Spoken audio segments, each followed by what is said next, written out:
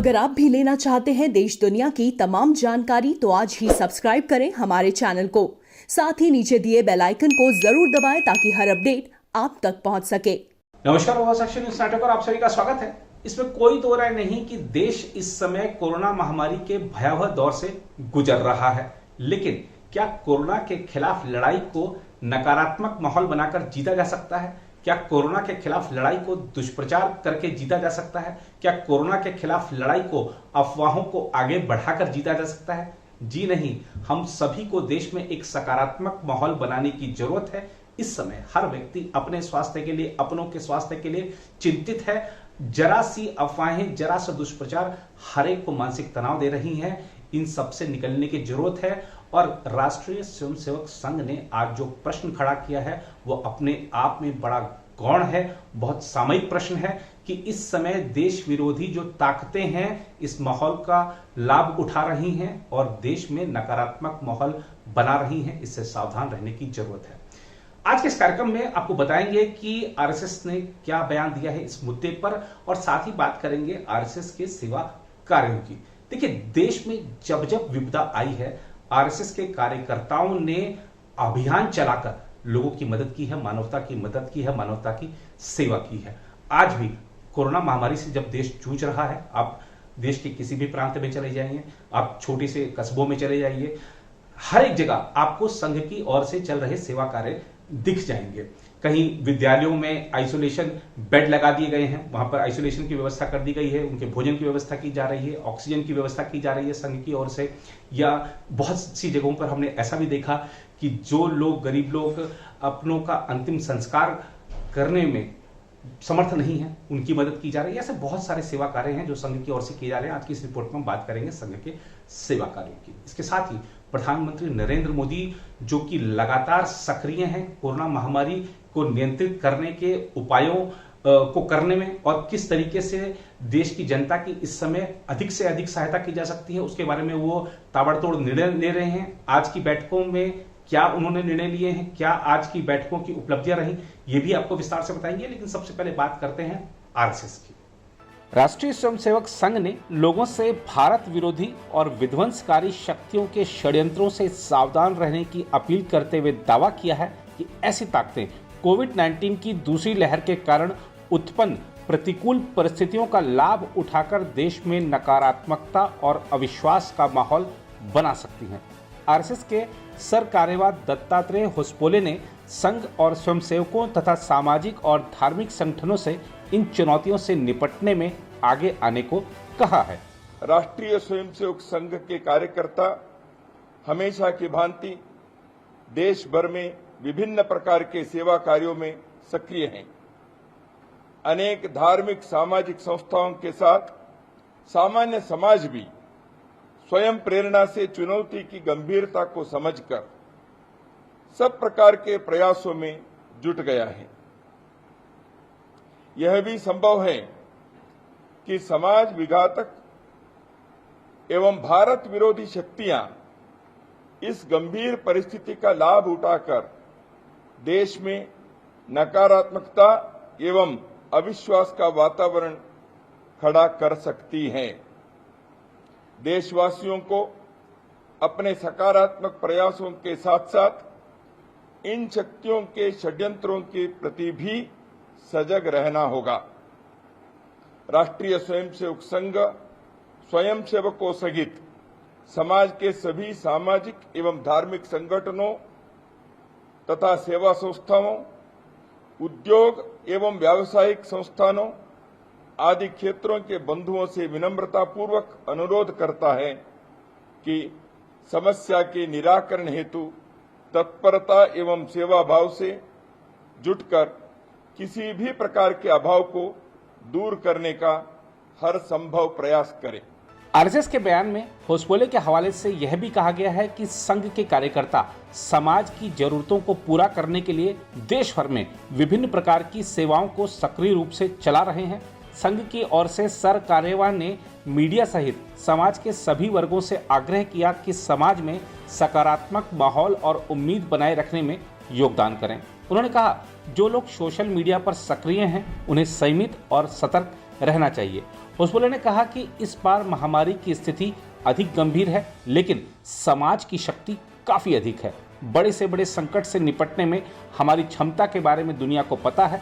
हमारा दृढ़ मत है कि संयम बनाए रखकर और अनुशासन और आपसी सहयोग के साथ हम स्थिति से निपट लेंगे। संघ के वरिष्ठ नेता ने लोगों से मास्क पहनने, साफ सफाई रखने, सामाजिक दूरी बनाने, आयुर्वेदिक काढ़ा पीने और टीकाकरण पर जोर देने को लेकर जागरूकता फैलाने की भी अपील की। इस बीच देश में कोविड-19 के लगातार बढ़ते संक्रमण के मद्देनजर केंद्र सरकार ने कोविड-19 रोधी टीके, उपचार में काम आने वाले ऑक्सीजन और ऑक्सीजन संबंधी उपकरणों के आयात से मूल सीमा शुल्क में छूट प्रदान कर दी है। टीकों, ऑक्सीजन और संबंधित उपकरणों की घरेलू उपलब्धता बढ़ाने और किफायती दरों में मुहैया कराने के लिए यह फैसला किया गया है। वित्त मंत्रालय की ओर से जारी एक बयान के मुताबिक प्रधानमंत्री नरेंद्र मोदी की अध्यक्षता में हुई एक उच्च स्तरीय बैठक में यह निर्णय किए गए। प्रधानमंत्री ने ऑक्सीजन और ऑक्सीजन संबंधी उपकरणों की आपूर्ति बढ़ाने के उपायों पर चर्चा के लिए आयोजित इस उच्च स्तरीय बैठक की अध्यक्षता की। बयान में कहा गया है कि तत्काल प्रभाव से 3 महीने की अवधि के लिए ऑक्सीजन और ऑक्सीजन से संबंधित उपकरणों से जुड़ी वस्तुओं के आयात पर मूल सीमा शुल्क और स्वास्थ्य उपकर से पूरी तरह छूट देने का निर्णय लिया गया है। इसके अलावा कोविड-19 टीकों के आयात पर लगने वाले मूल सीमा शुल्क में भी 3 महीने की अवधि के लिए तत्काल प्रभाव से छूट दिए जाने का फैसला किया गया है। जिन उपकरणों को सीमा शुल्क से छूट दी गई है उनमें चिकित्सीय ऑक्सीजन के अलावा ऑक्सीजन कंसंट्रेटर के साथ प्रवाह मीटर, रेगुलेटर, कनेक्टर्स और tubing, vacuum pressure swing absorption, pressure swing absorption, oxygen संयंत्र, क्रायोजेनिक ऑक्सीजन, वायु पृथक्करण इकाइयां, लिक्विड गैसीय ऑक्सीजन का उत्पादन, ऑक्सीजन कनस्तर, ऑक्सीजन भरने की प्रणाली, ऑक्सीजन भंडारण टैंक और ऑक्सीजन सिलेंडर शामिल हैं। इनके अलावा ऑक्सीजन जनरेटर, ऑक्सीजन ले जाने वाले ISO कंटेनर, ऑक्सीजन के लिए क्रायोजेनिक रोड ट्रांसपोर्ट टैंक, उपरोक्त वस्तुओं का ऑक्सीजन के उत्पादन, परिवहन, वितरण या भंडारण के लिए उपकरणों का निर्माण सहित कई अन्य उपकरणों को छूट देने का भी फैसला किया गया है।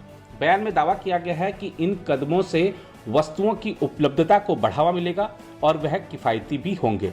प्रधानमंत्री ने राजस्व विभाग को ऐसे उपकरणों के निर्बाध और त्वरित सीमा निकासी प्रक्रिया को निर्बाध सुनिश्चित करने का निर्देश दिया। बयान में दावा किया गया है कि इन कदमों से वस्तुओं की उपलब्धता को बढ़ावा मिलेगा और वह किफायती भी होंगे।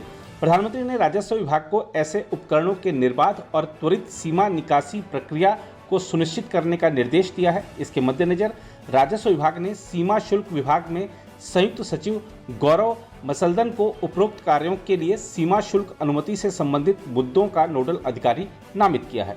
प्रधानमंत्री मोदी ने जोर दिया है कि घर या अस्पतालों में मरीजों की आवश्यकताओं को ध्यान में रखते हुए चिकित्सीय ऑक्सीजन और संबंधित उपकरणों को जुटाने की तत्काल आवश्यकता है।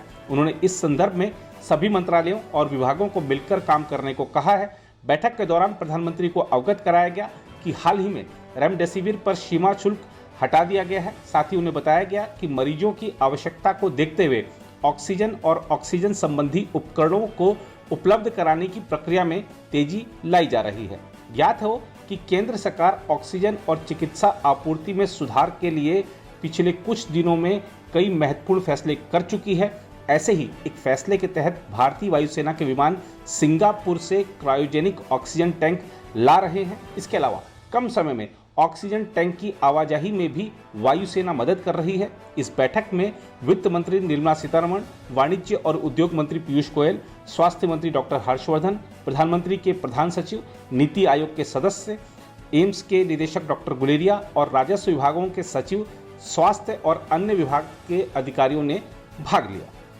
अब दिल्ली के मुख्यमंत्री अरविंद केजरीवाल बार बार कह रहे हैं कि हमें ऑक्सीजन नहीं मिल रही है, ऑक्सीजन इतनी देर की रह गई है, इतने घंटे की रह गई है, केंद्र सरकार मदद करे।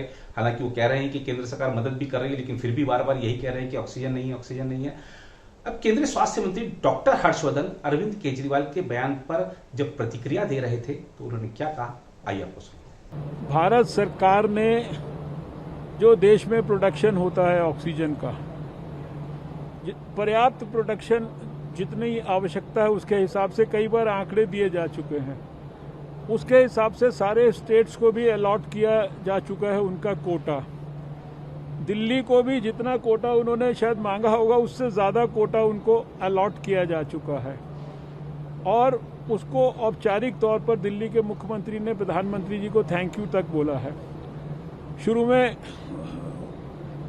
दिल्ली के मुख्यमंत्री ने कहा कि हमारा जो दिल्ली का कोटा है उसको दिल्ली में लाने के लिए हमें ट्रांसपोर्टेशन की दिक्कत हो रही है, तो भारत सरकार ने सुनिश्चित किया कि अनहिंडर्ड ट्रांसपोर्टेशन उनको हो। भारत सरकार ने कानून के अंदर भी नोटिफिकेशंस किए कि कहीं कोई रुकावट करता है तो उसके खिलाफ सख्त से सख्त एक्सट्रीम कार्रवाई होगी। अब आपको अपना कोटा अपने सिस्टम में लाकर और उसको रेशनल तरीके से समयबद्ध तरीके से लोगों को डिस्ट्रीब्यूट करना, ये जो फाइन प्लानिंग है ये तो सरकार को, स्टेट गवर्नमेंट को ही करनी पड़ेगी।